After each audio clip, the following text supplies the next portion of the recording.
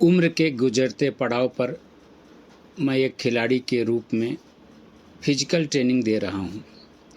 खुद को प्रूव करने के लिए मैं अपने कंपटीशन को फ्रेश करता हूँ। पहले मैं खुद को तराशता हूँ। जब मैं खुद को फिट रखूँगा तभी तो लोगों को फिटनेस दे पाऊँगा। ऐसी मेरी सोच है। मेरी आदत कोचिंग के दौरान खड़े रहकर सीटी बजाने की नहीं है। खिलाड़ी किस प्रेशर से स्टार्ट ले, किस प्रेशर से पेस को मेंटेन करते हुए जीत के लिए फिनिश कैसे करे, यह सारी चीज़ें अभ्यर्थी के साथ साथ दौड़कर प्रत्येक स्टेप, प्रत्येक टेक्निक पर ध्यान देना पड़ता है। तभी खिलाड़ी या एथलीट बनता है। क्योंकि स्टार्ट के बाद कब कहाँ तक पेस बनाए, कहाँ तक जाने के बाद थकी हुई बॉडी में फिनिश में कन्वर्ट करे, यह शुरुआती तौर पर कोच को ही पता होता है। 21/7/2024 की घटना का जिक्र आपको शायद प्रेरक बने। मन की बात सभी सुने, लास्ट तक जरूर सुने, शायद आपके जीवन में काम आए।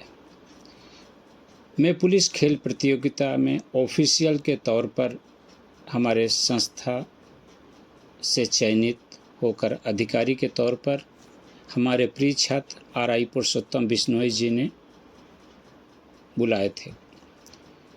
क्योंकि मेरे खेल की बारीकियों को देखा है।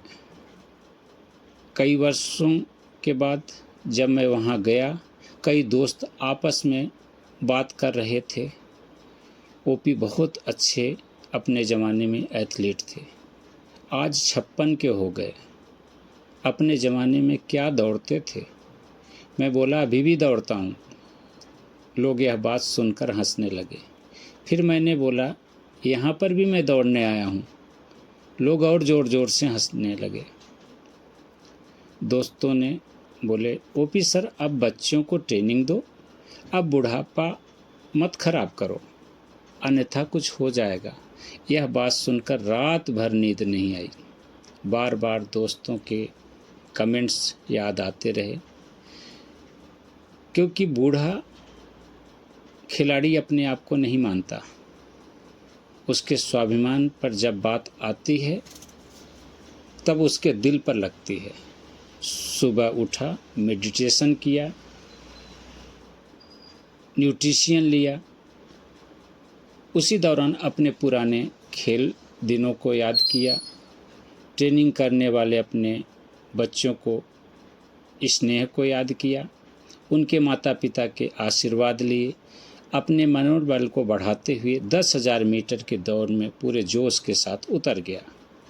जहां 18 से 28-30 साल के युवा मेरे साथ कंपटीशन में खड़े थे, मैं 56 उम्र दराज शुरू होने के राउंड में ठीक ठाक दौड़ना शुरू किए। थोड़ी देर बाद मैं पीछे होने लगा।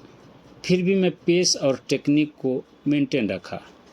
कुछ ही मिनट बाद वापस कंपटीशन में वापस आ गया।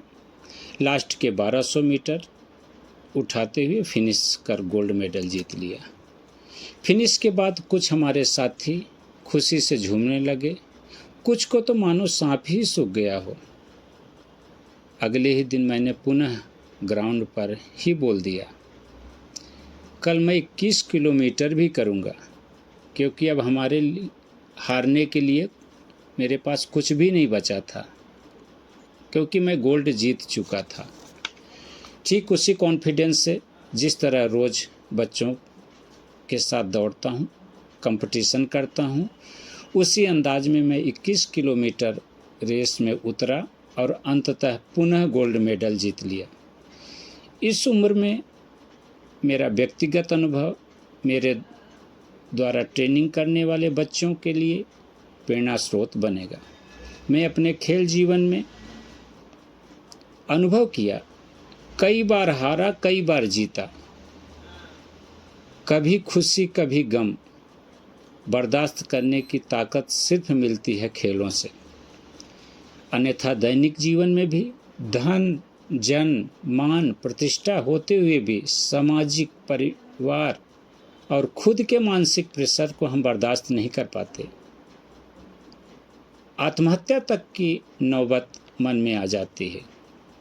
इसलिए सभी श्रोताओं से आग्रह करूंगा, जीवन का आनंद उठाना है तो कम से कम 30 मिनट रोज पसीना ग्राउंड में बहाएं, अन्यथा आज के परिवेश की सारी कमाई स्वास्थ्य लाभ लेने के लिए अस्पताल के चक्कर लगाने में गुजर जाती है। आज के परिवेश में पारिवारिक, सामाजिक, आर्थिक रूप से, मानसिक प्रेशर से sugar, blood pressure, gas, kidney, heart जैसी गंभीर बीमारी के रूप में तब्दील हो जाती है। इसलिए खेल से जुड़े जिंदगी का आनंद उठाएं। कोरोना काल के दौरान भी हमारे यशस्वी प्रधानमंत्री नरेंद्र मोदी जी ने इम्यूनिटी को बढ़ाने के लिए नारा दिए थे, फिटनेस का डोज आधा घंटे रोज। जय हिंद, जय Bharat. OP Jaiswal, physical training centre, Indore, Madhya Pradesh से।